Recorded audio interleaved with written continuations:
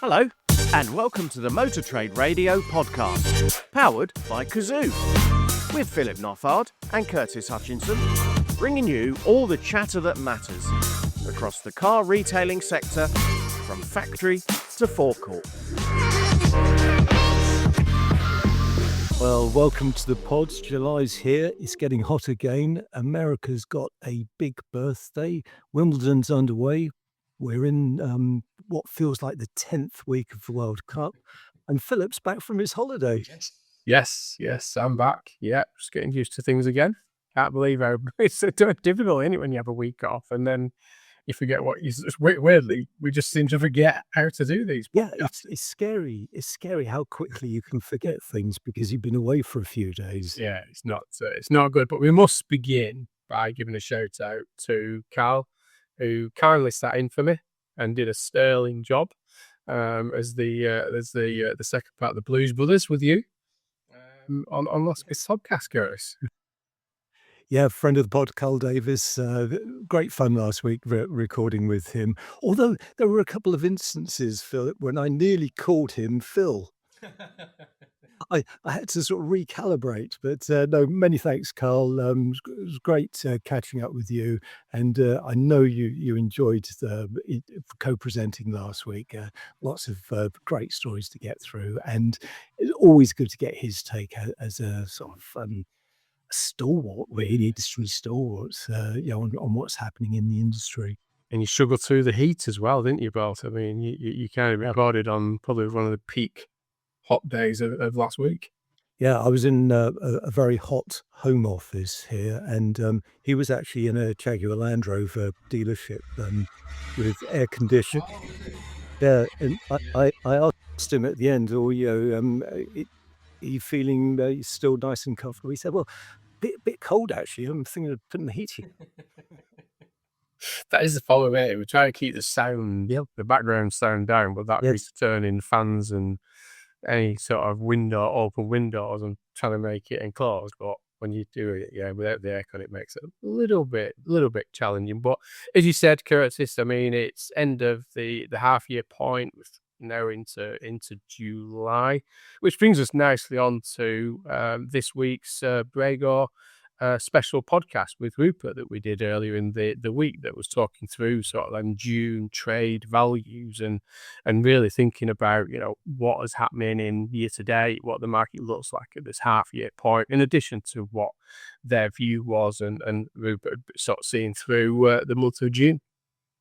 Yeah, and do catch the full episode. We've got an extract on today's pods, but do check out the full episode, because Rupert does go into quite a bit of detail across the various sectors, the age points, and that data was sort of fresh off his screen, wasn't it? Because he was still crunching numbers as we were talking to him. It was, yeah, and just for clarity, they did. If you've listened to the full interview there with Rupert, or you've yet to listen to it, the second award that he couldn't quite remember, was the Supplier Investment Project of the Year, which they did actually go on to win on Tuesday night of this week down at the Independent Dealer Awards 2026, sponsored by held by Motor Trader, wasn't it? So and that was down at the Belfry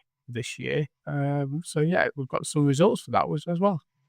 Well, we have indeed. So a lot of categories. I think there's certainly over 20 and just under 30. But we'll cherry pick some of the winners on this. So UK Independent Dealer of the Year for general sales, 0 to 50 cars. 0 to 50. That's curious. Yeah. What if no? Can they go in for it if they've got no cars?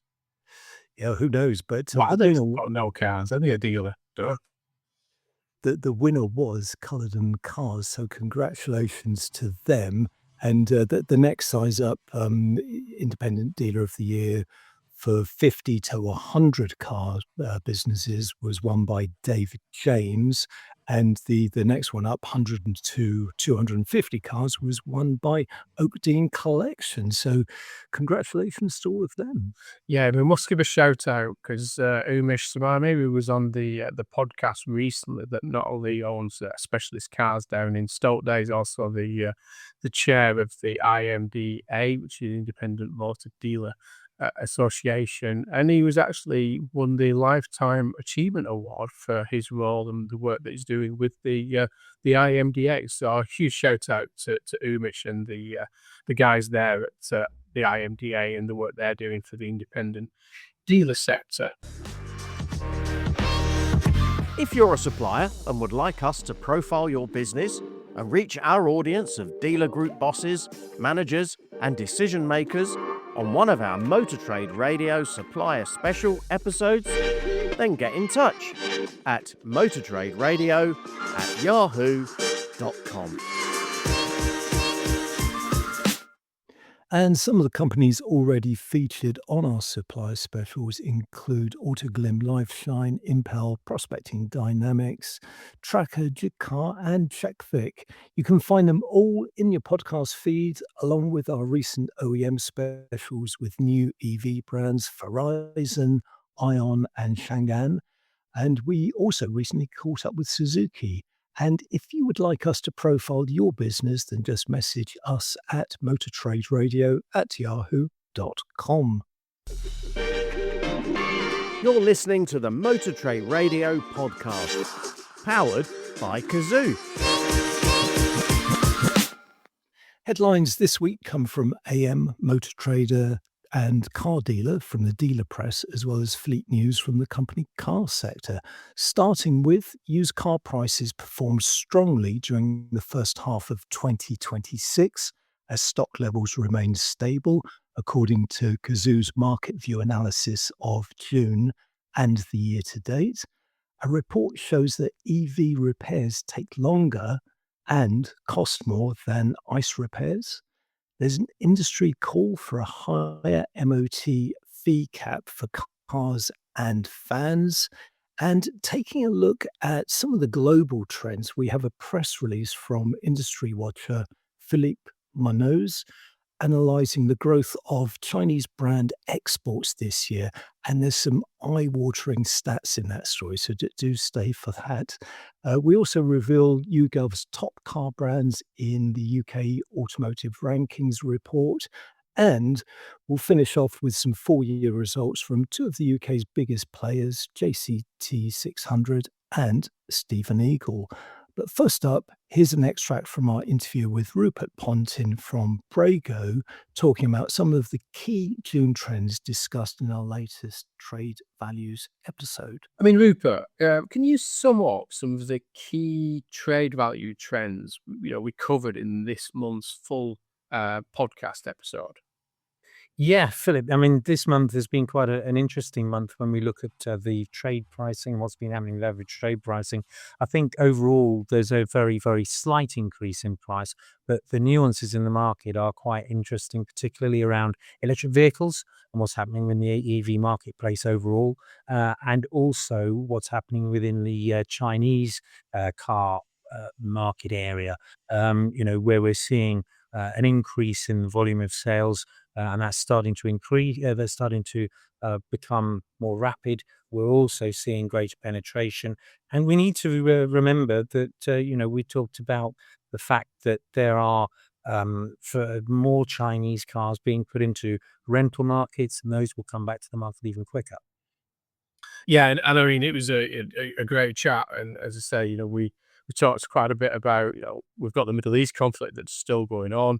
We've obviously seen how that's impacted EVs in the used car market, which I think we talked a little bit. The listeners on today might be on the list of the full episode, might be a little bit surprised as to what's happening now with those EV volumes. I mean, the other things we did talk about was obviously the top 10 fastest sellers, and you alluded to which are the new manufacturers, the Chinese electric manufacturers, which ones are selling quickest with those as well?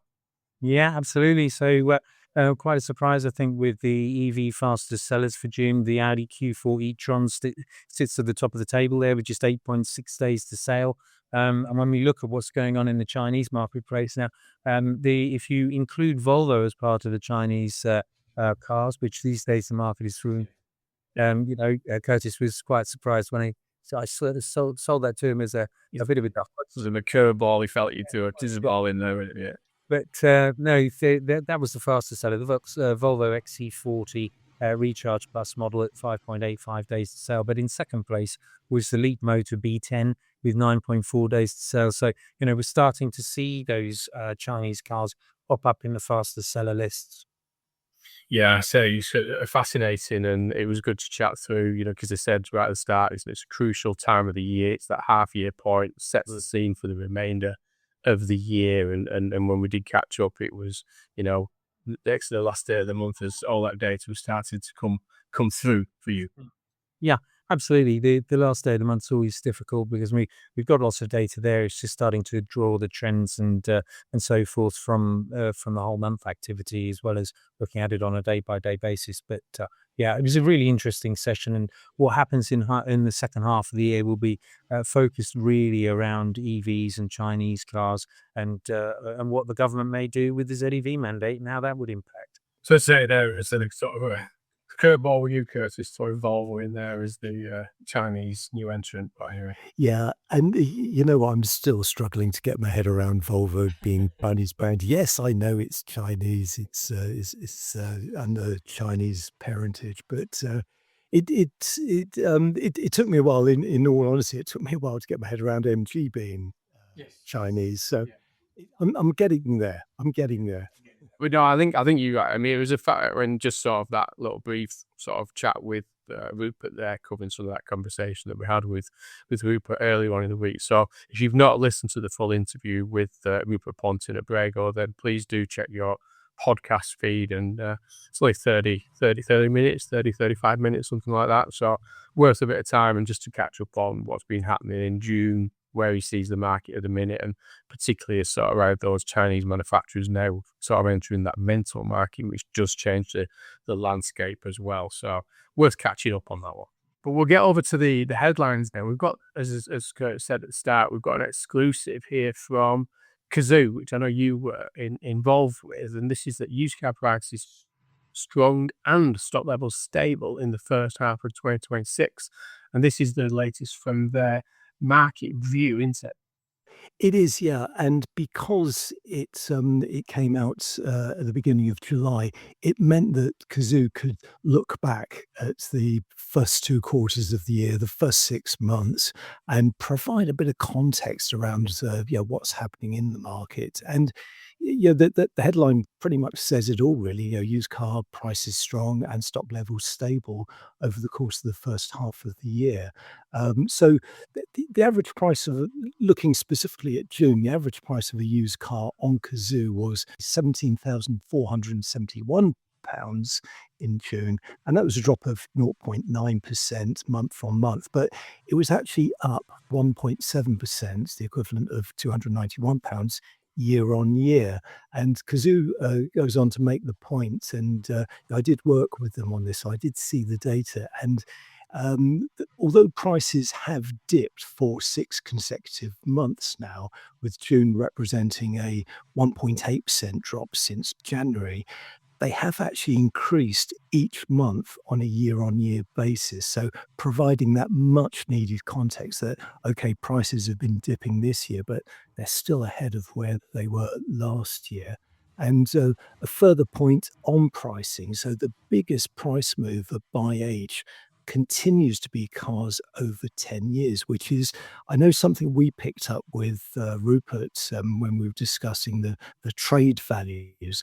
A lot of interest in that older age segment. So prices for those vehicles were up 9% year on year to £7,574, although they were down 0.8% month on month, marking the first drop of the year. So too early to see if that's a trend for how the coming months will pan out. Yeah, exactly. And there is a quote in the story from Lucy Tugby, who's the chief marketing officer there at Cazoo, saying that used car prices have performed strongly for dealers during the first 6 months of 2026, with prices consistently tracking above where they were last year, and that the affordability of older cars continues to resonate with many buyers, and saying that their viewing data shows that high levels of online searches for cars aged over 10 years, with sales potentially delivering some decent margins, especially for independent dealers. And that's obviously on the back of those stock levels averaging 54 units in June, which remain unchanged both month on month and year on year. So although we've got challenges in the market, that's a fairly positive state of market from Cazoo there, isn't it?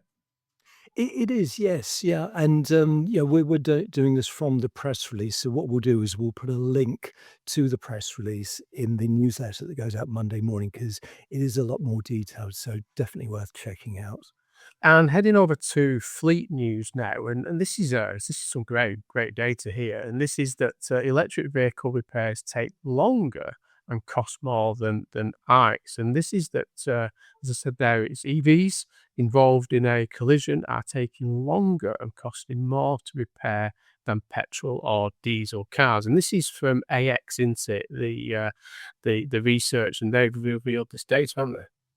Yeah, so AX, if that's an unfamiliar name to you, you'll probably know them better as Accident Exchange. They did rebrand, so they're the vehicle replacement and accident aftercare specialist. And yeah, it's a good piece of research, this. And the Fleet News story, it's worth checking out because, again, it's very detailed. But we'll pick out some of the main points from it. And what they found in their research, so they looked at their data and they found that EV repair costs for non-fault incidents were 19% higher for EVs than internal combustion engine vehicles and spent 9% longer in the workshops. And within the story, it shows how figures from the Association of British Insurers have previously suggested that EVs are 25% more expensive to repair than ICE vehicles. So not as high as that, but still with a premium. Yeah, and as you say, there's a nice little table in the story that does show some of the cost differences, and saying that looking at the average repair cost for ICE vehicles is 5,338 compared to EVs, which is 6,363, some 19.2% increase there between ICE and EVs, and that the average repair duration time is 23 days for ICE vehicles and 25 days for EVs, an increase of 8.7% between the two fuel types there. So clear evidence there that when an EV does require repair, then the costs do obviously increase and take time as well. Yeah, and this is drawn from data of across 40,000 accidents handled through AX's network, nationwide network. And within the story, Scott Hamilton Cooper, who's the chief commercial officer at AX, gives his views on why there's this discrepancy and what the data shows. And he says the growth of EVs is creating new opportunities and challenges for the accident repair sector. And he says while the gap between EV and ICE repairs is narrowing as repairers gain experience and technology improves, the the AX repair report shows that EVs still place a greater overall burden on the repair process. And he calls out that this is partly due to more costly EV parts. And because EVs usually require calibration even for small repairs. So really adding a bit of context there as to why they're costing more and why they're taking longer. Yeah, definitely. And sticking with the aftermarket and going over to AM Online, and this is that the IGA renews call for higher MOT fee cap for cars and vans. And I think this is the Independent Garage Association, for anybody that doesn't know who the IGA are, but this has been going on for some time, hasn't it? And you can't believe that the fee hasn't changed in such a long time. Yeah, it's amazing, really, isn't it? So the IGA, as you say, they're part of the Retail Motor Industry Federation, and they do a lot of good work in the independent sector. And I've had the pleasure to work with them on various projects over the years, and they do a good job. And one of the jobs they do, and they're unrelenting about this, is lobbying. So the trade body has written to senior officials at the Department for Transport and the Treasury, arguing that the maximum MOT fee should be reviewed. They say as a matter of urgency after remaining unchanged for 16 years. And that really surprised me. It's been that long. So the cap is set at £54.85, and it's been that way since 2010. It's frightening, isn't it? And I mean, and just as a side note, that I'm led to believe that the government has got a task force at the minute around the EVED, which is the pence per mile charge for electric vehicles that they announced to come into force in 2028. And part of the solution was to approach the MOT centres for them to capture the mileage on the vehicles, to then port that for charge. But the question was asked is who's going to pay? Because the government didn't want to pay, the customers won't want to pay, but this takes time, and they felt that the MOT centres should absorb the time for doing it.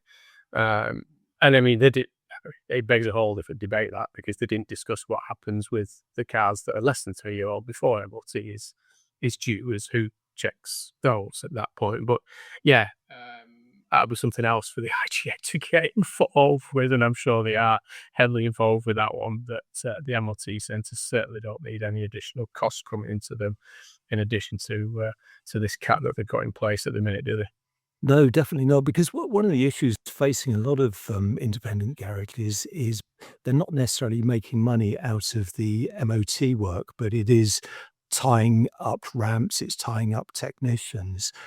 So maybe they're loading their work accordingly. So maybe they're not prioritizing MOT work because they're prioritizing servicing and repair work. And the implications of that are obvious for all to see, because there will be a delay, there will be a build-up in MOTs. So it's something that, I mean, common sense would sort of tell you that the price should be reviewed on a annual or every couple of years on a regular basis, because that's way out of line with what the actual cost to the garages are currently. Particularly as you've seen inflation at such levels over the years, and it's been, like I say, since that was last increased 16 years ago. So yeah, it's significantly out of context of everything else happening at the minute, isn't it? But we'll be back with the rest of the week's headlines after the break. You're listening to all the chatter that matters on the Motor Trade Radio podcast, powered by Cazoo.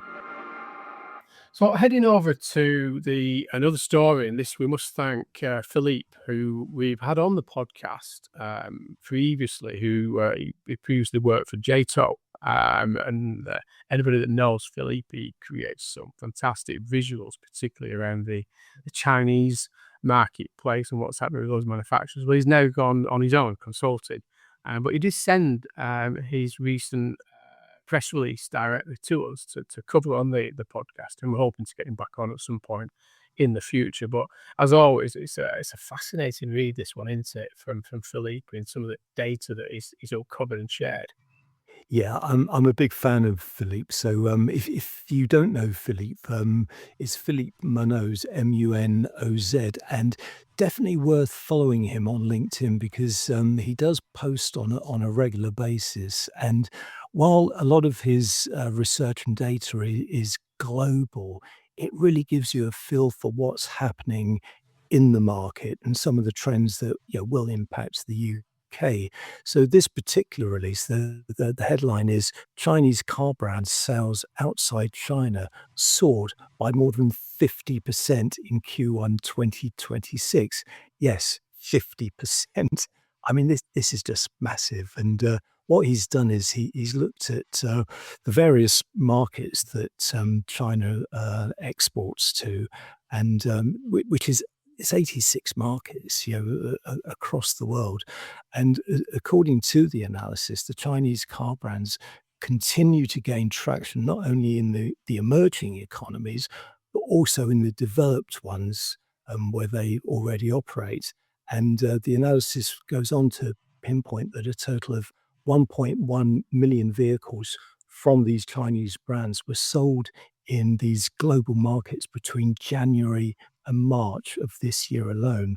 And that total was 51% higher than the corresponding quarter in 2025. So no surprise that it's grown, but a big surprise by how much it's grown. Yeah, like you say there, looking at the 40 countries in the emerging economies and 46 in the developed economies. But as you say there, 768,000 last year with 486,000 going into the emerging economies and 282,000 in the developed economies. And as you say, they're near double for both, with going up to 686 in Q1 of this year for the emerging economies and 468,000 for the developed economies there. But it does add a further breakdown, doesn't it, of you're looking at the EU, EFTA, and the UK being the number one, and that's gone at 88% increase year on year. Brazil's had 102% increase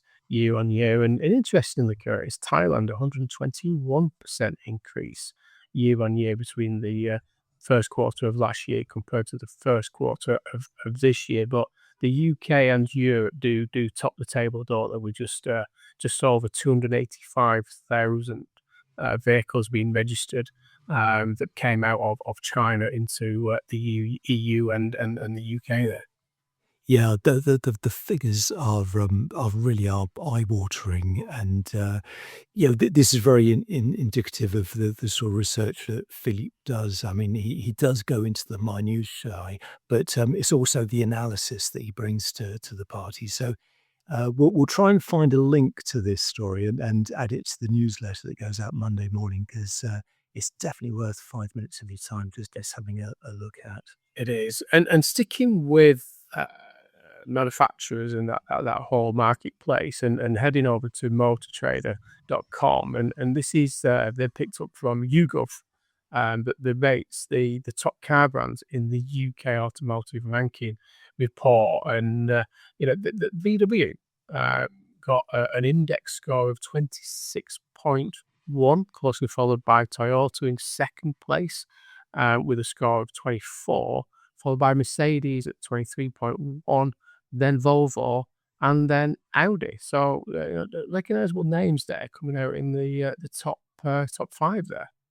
Yeah, and the index score is described in this particular report as being a brand health measure that is a composite of criteria including impression, value, quality, reputation, satisfaction, and recommend metrics. So it is pretty thorough, the research that goes in behind this by YouGov. And it's worth mentioning that the UK's most considered brands among new car buyers puts Japanese manufacturer Toyota as the number one choice, with 34% considering the brand. And also within this, MG was named the most improved automotive brand for customer satisfaction, which I know they were delighted with, because they did press release that and did pick up quite a bit of coverage over the course of the week on the back of that. Yeah, and these Gov reports, if you're not registered to YouGov Automotive, then you can register to these YouGov reports, and they're readily available. And they do some great reports on these kind of things, so very worth keeping an eye out for. But we're going to head over to the last couple of stories, which is a couple of financial updates from, as Curtis said, some of the bigger operators in the sector here in the UK.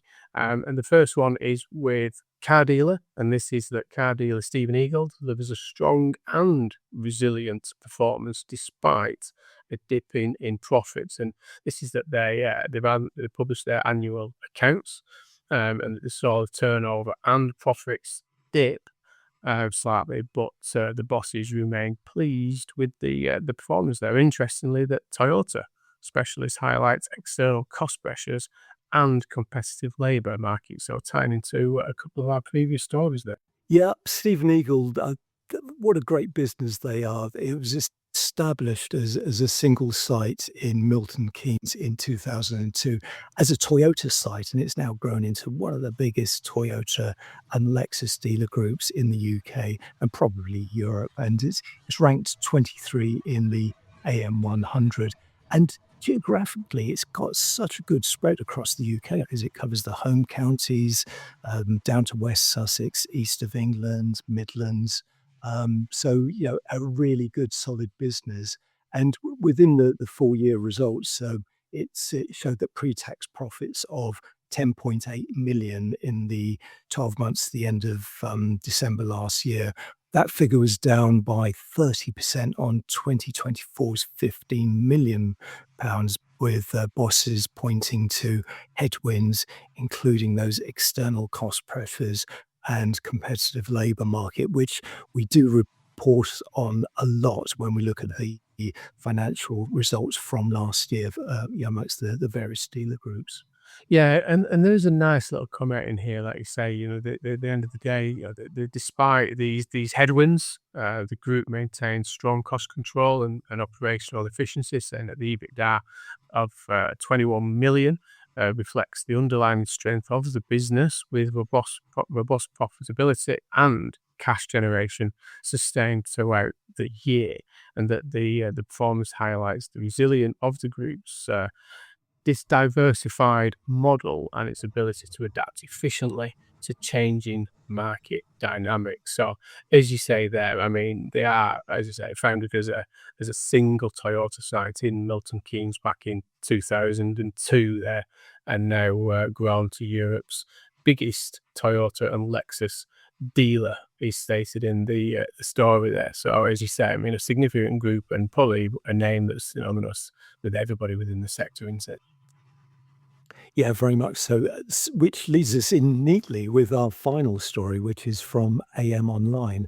And the headline there is JCT600 marks 80 years after strong 2025 performance. So this is JCT600 ranked number 10 in the AM100 and very much part of the UK motor trade for those 80 years. And interestingly, it also started as a single site, but it was a garage in Bradford, and over the years has become one of the UK's largest family-owned dealer groups with more than 1.3 billion pounds in annual revenues. And over 50 dealerships. So these latest accounts show pre-tax profits increased to 20.1 million pounds, supported by growth in used car sales and after-sales performance, despite challenging market conditions, with JCT600 reporting revenues of 1.33 billion for the year 2025, maintaining its position among UK's largest independent dealer groups.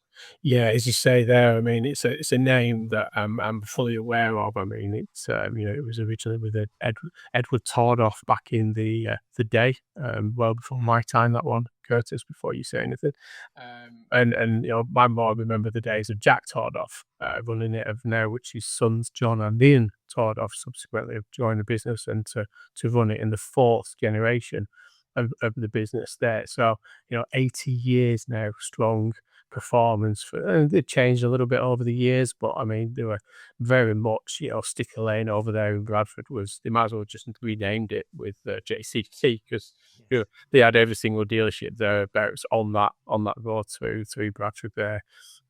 So yeah, phenomenal business, and they just kept it going. They've adapted, they've changed the times, and keep going strong. Like I say, what a milestone of 80 years now and fourth generation family business from, as you said, Curtis, from that single site back in the days. So yeah, phenomenal business.